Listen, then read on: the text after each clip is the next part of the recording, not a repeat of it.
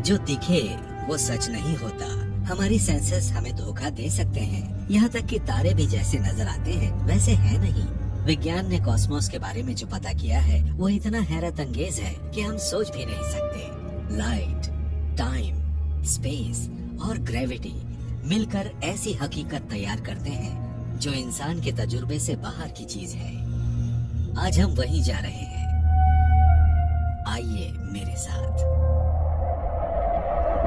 1802 में ऐसी ही एक रात को एस्ट्रोनॉमर विलियम हर्शल अपने बेटे जॉन के साथ इंग्लैंड के समुद्र किनारे टहल रहे थे। हर्शल ऐसे पहले इंसान थे जिन्होंने कॉस्मोस के अनंत महासागर की गहराइयों में झांक कर देखा था। वहाँ उन्होंने उस जादू की झलक देखी थी जो लाइट टाइम के साथ करती है। डैड, क्या आप भूतों पे यकीन करते हैं? हाँ, जरूर करता हूँ बेटे। आप करते हैं? मुझे लगा आप नहीं करते होंगे। नहीं नहीं, इंसानों वाले भूतों में तो कभी नहीं, उनमें तो कतई नहीं। ऊपर देखो मेरे बच्चे, आसमान में भूत ही भूत है। वो तो तारे हैं, ठीक से समझाइए। हर तारा उतना ही बड़ा और चमकदार है जितना हमारा सूर्य। जरा सोचो, सूर्य भी इन तारों की तरह ही छोटा और टिमटिमाता दिखे, इसके लिए उसे कितनी दूर ले जाना पड़ेगा। तारों से निकलने वाली रोशनी बहुत तेज चलती है, उससे तेज कुछ भी नहीं, मगर उसकी भी एक हद है। उनकी भी रोशनी को हम तक आने में वक्त लगता है। जो सबसे नजदीक है उसे भी सालों लगते हैं, दूसरों को सदियां लगती हैं। कुछ तारे तो इतनी दूर हैं कि उनकी रोशनी को पृथ्वी तक आने में कई युग लग जाते हैं। कुछ तारों की रोशनी जब तक यहाँ पहुँचती है तब तक वो खत्म हो चुके होते हैं। हम उन तारों के भूत ही तो देख रहे होते हैं। हमें उनकी रोशनी जरूर दिखती है, मगर उनका शरीर तो बहुत पहले ही मर चुका होता है। जॉन, हमने वक्त को इतना पीछे जाकर देखा है, इतना तो कभी किसी ने नहीं देखा होगा, लाखों साल पीछे जाकर। विलियम हर्शल ऐसे पहले इंसान थे जिन्होंने ये समझा था कि टेलीस्कोप असल में एक टाइम मशीन है। गुजरे वक्त में जाए बगैर हम स्पेस में कुछ देख भी नहीं सकते। रोशनी एक सेकंड में 3 लाख किलोमीटर या 1,86,000 माइल्स का फासला तय करती है। चंद्रमा से पृथ्वी की दूरी भी इतनी ही है, यानी चंद्रमा हमसे 1 लाइट सेकंड दूर है। अगली बार चांद को देखने पर समझ जाइए आप वक्त में 1 सेकंड पीछे देख रहे हैं। वैसा ही दिखता है जैसा वो 8 मिनट पहले था। एक और बात, सूर्य कभी उगता नहीं बल्कि पृथ्वी घूमती है और उसके साथ हम। भले ही यकीन ना हो, मगर इस वक्त मैं एक जेट प्लेन से भी तेज चल रहा हूँ और आप भी और पृथ्वी के सारे लोग भी। ये भी सुनिए, ये जो होराइजन है वहाँ भी असल में कुछ नहीं है, कहीं कोई किनारा नहीं होता। होराइजन भी सिर्फ एक और धोखा है।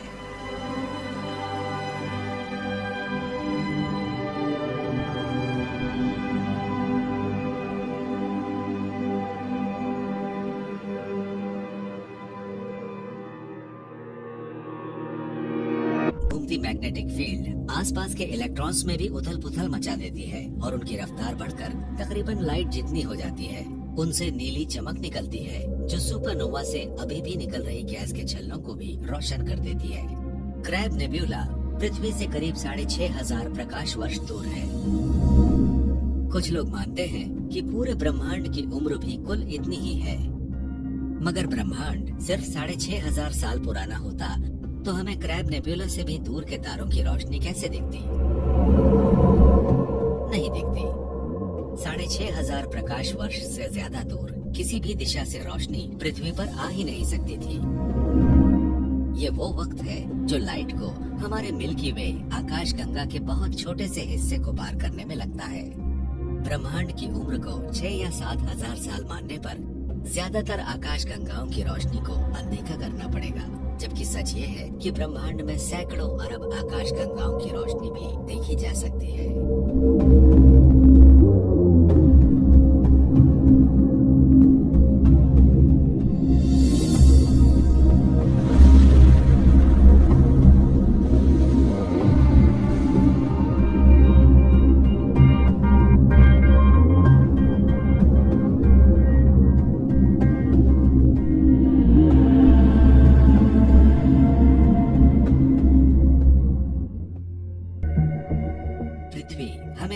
तरफ खींचती है। हमारी जिंदगी ग्रेविटी से जूझते हुए ही बीतती है।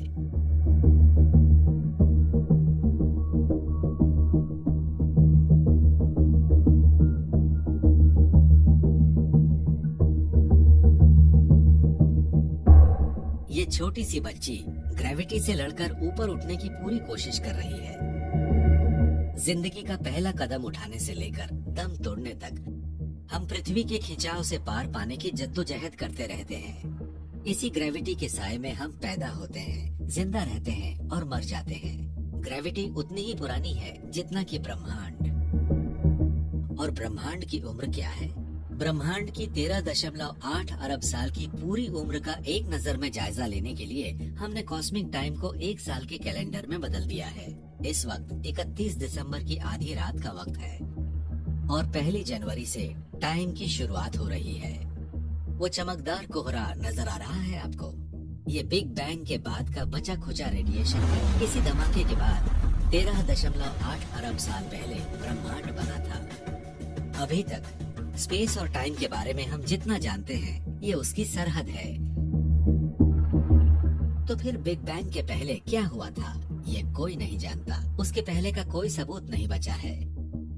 इस बारे में कई कयास लगाए गए हैं कि ब्रह्मांड कहां से आया, हम पता करेंगे, मगर वक्त आने पर हम ब्रह्मांड में किस जगह हैं? एकदम बीच में। जो ब्रह्मांड हमें नजर आता है उसमें सबको यही लगता है। आप चाहे किसी भी आकाश गंगा में रहते हो, जब भी आप ब्रह्मांड को देखेंगे तो अपने आप को कॉस्मिक होराइजन के एकदम बीचों बीच ही पाएंगे। मगर ये तो सिर्फ नजरों का धोखा है। हकीकत में ब्रह्मांड का कोई केंद्र नहीं है। कॉस्मिक होराइजन वैसा ही है जैसा समुद्र पर नजर आने वाला होराइजन होता है। ऐसा इसलिए होता है क्योंकि एक ब्रह्मांड में लाइट की रफ्तार भी तय होती है जिसकी कोई शुरुआत हुई हो। बिग बैंग के कुछ करोड़ सालों के बाद हाइड्रोजन और हीलियम के बहुत बड़े बादलों के सघन होने से शुरुआती तारे और आकाश गंगाएं बनी। रोशनी के नए स्रोतों के आने के बाद ब्रह्मांड का अंधेरे वाला लंबा दौर खत्म हो गया। स्पेस लगातार बढ़ते रहने से कॉस्मोस का विकास और भी बड़े पैमाने पर होने लगा। पहली पीढ़ी के तारों ने मरने के बाद स्पेस में हैवी एलिमेंट्स छोड़ दिए और बाद में उन्हीं से ग्रह बने और तब जाकर जिंदगी भी।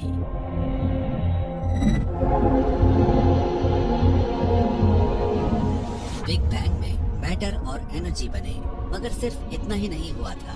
स्पेस और टाइम तभी बने थे जब मैटर को बांध कर रखने वाले सारे फोर्सेस भी, जिसमें ग्रेविटी भी शामिल है। आइजक न्यूटन ने गणित का एक नियम खोजा था जो बताता है कि ग्रेविटी कैसे काम करती है। उस नियम के जरिए उन्होंने ग्रहों की गति के बारे में समझाया था। 100 से भी ज्यादा सालों के बाद विलियम हर्शल ने पता किया कि ग्रेविटी और भी बहुत कुछ करती है।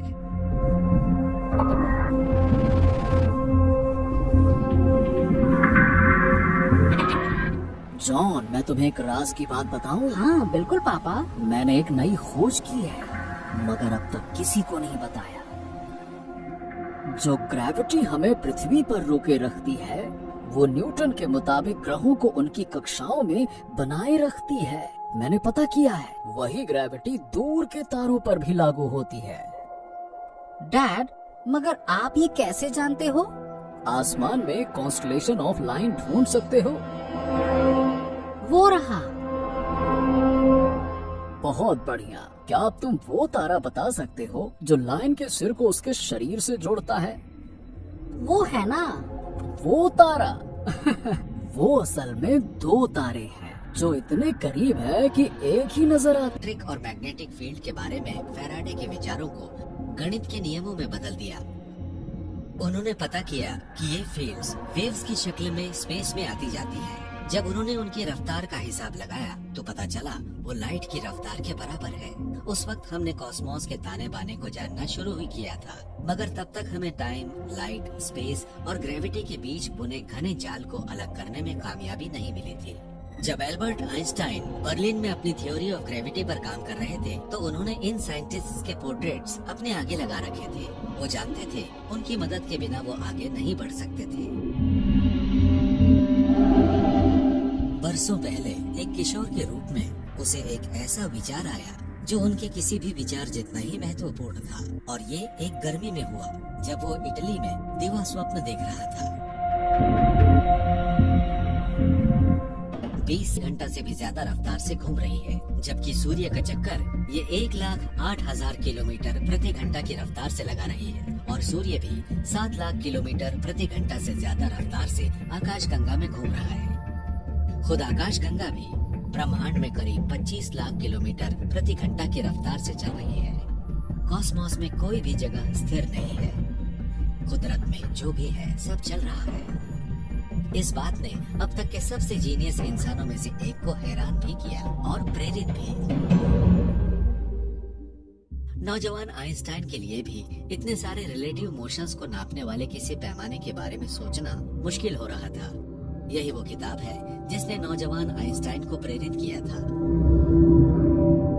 बच्चे को किताब दो तो दुनिया बदल सकती है, देखा जाए तो ब्रह्मांड भी।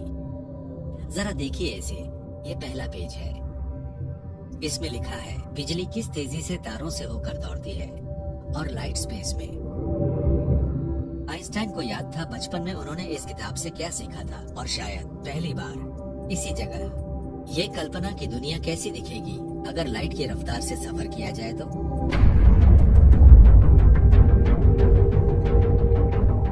आइंस्टाइन ने इस बारे में जितना सोचा वो उतना ही उलझते चले गए। अगर मान ले कि लाइट की रफ्तार से जाना मुश्किल है तो भी कई दूसरे सवाल उठते हैं। आइंस्टाइन को ये जानकर बड़ा धक्का लगा कि विषय के बड़े से बड़े जानकार लोग भी जिसे सच मानते थे वो पूरी तरह से गलत था। तेज रफ्तार से चलने पर कुछ नियमों को मानना जरूरी हो जाता है। आइंस्टाइन ने इन नए नियमों को प्रिंसिपल्स ऑफ रिलेटिविटी कहा था। जरा सोचकर देखिए कि जो नौजवान महिला अभी मोटरसाइकिल पर फर्राटे से हमसे आगे निकली है, वो अपनी मोटरसाइकिल कॉस्मोस में चला रही है। जिस चीज से लाइट निकल रही है उसकी रफ्तार से लाइट की रफ्तार पर असर नहीं पड़ता है, चाहे वो रेस्ट में हो या मोशन में। उसकी अपनी रफ्तार से लाइट की रफ्तार नहीं पड़ती।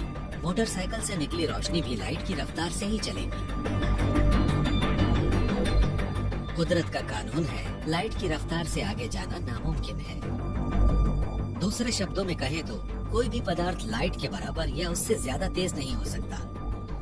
फिजिक्स में ऐसा कुछ नहीं है जो आपको लाइट के बराबर रफ्तार हासिल करने से रोके। लाइट की रफ्तार का 99.9% तो हासिल हो सकता है, मगर चाहे आप जितनी भी कोशिश कर लें, कभी लाइट की रफ्तार के बराबर नहीं जा सकते। ये बात सिर्फ तभी सच हो सकती है जब कॉस्मिक स्पीड लिमिट जैसी कोई चीज हो।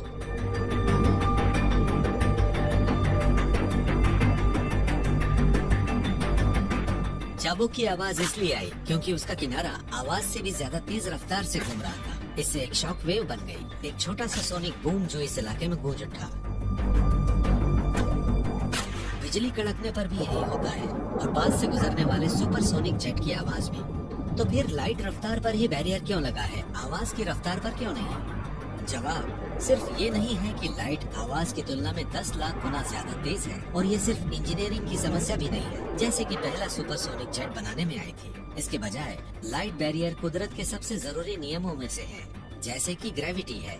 आइंस्टाइन को दुनिया का ताना बाना समझ आ गया था और लाइट की रफ्तार के आसपास सफर करना एक तरह से अमर हो जाने जैसा है, क्योंकि तब आपकी बायोलॉजिकल क्लॉक उन लोगों की तुलना में धीमी हो जाती है जिन्हें हम पीछे छोड़ आए हैं। ये हकीकत हम इंसानों को, जिनकी उम्र 100 साल के आसपास ही होती है, तारों के पास पहुंचने का जरिया बन सकती है, जहां पर चल रहा है स्पेस और टाइम का मैजिक शो।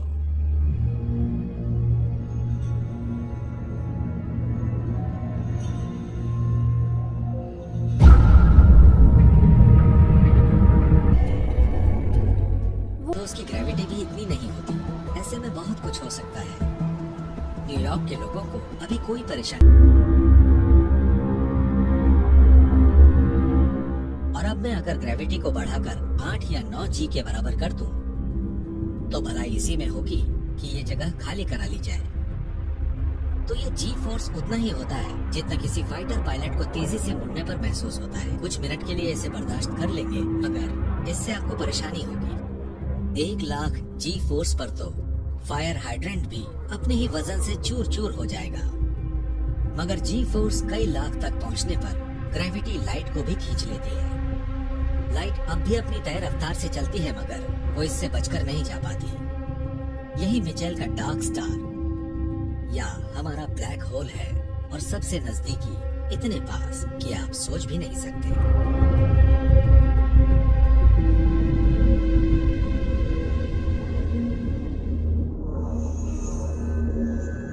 ऐसा नहीं कि कोई भी तारा ब्लैक होल बन जाए, हजारों में से कोई एक ही इतना बड़ा होता है। सबसे नजदीक वाला पृथ्वी के 100 लाइट ईयर्स के दायरे में हो सकता है। ब्लैक होल्स उस तरह के कॉस्मिक वैक्यूम क्लीनर्स नहीं हैं जैसे साइंस फिक्शन में दिखाए जाते हैं। वो हर किसी को हड़प करने के लिए नहीं बने हैं। इसके लिए उनके नजदीक जाना होगा, मगर ऐसा किया तो वो आखिरी चीज होगी जिसे आप देखेंगे। हमारा सामना कई लाख जी फोर्स वाली ग्रेविटी से हो रहा होगा, और मत भूलिए ये लाइट को भी निगल लेता है। हम दूर ही रहेंगे। जब बड़े तारों का न्यूक्लियर फ्यूल खत्म हो जाता है तो वो इतने गर्म नहीं बने रह पाते कि अपनी ही ग्रेविटी के अंदरूनी खिंचाव को रोक सके। इसीलिए बहुत बड़े तारे अंधेरे में डूब जाते हैं, सिर्फ उनकी ग्रेविटी बाकी रहती है। एक बहुत बड़े तारे के सिकुड़ने के बाद जो कुछ बचता है, उस पर इस ब्लैक होल का पर्दा डल जाता है। ये तारा इतना सिकुड़ जाता है कि इस अंधेरे में भी नजर नहीं आता। सिर्फ 64 किलोमीटर चौड़ा बचता है। ये अब तक का खोजा गया पहला ब्लैक होल है, सिग्नस X1। इतनी छोटी, अंधेरी और इतनी दूर की चीज का पता हमने पृथ्वी से कैसे लगा लिया?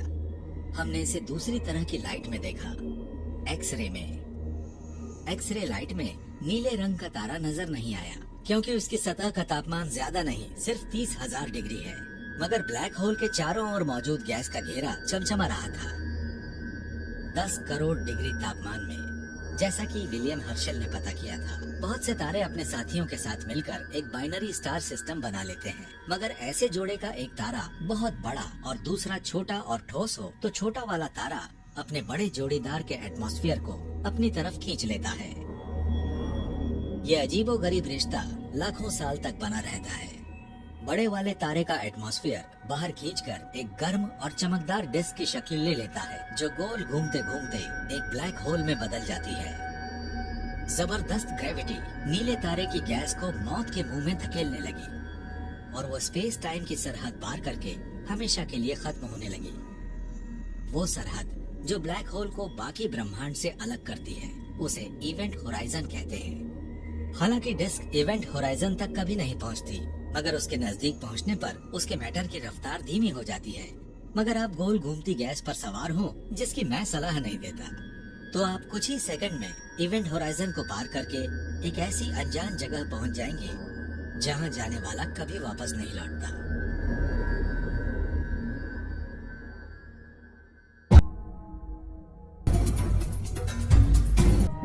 जिन्होंने स्वर्ग की दीवारों को तोड़ दिया।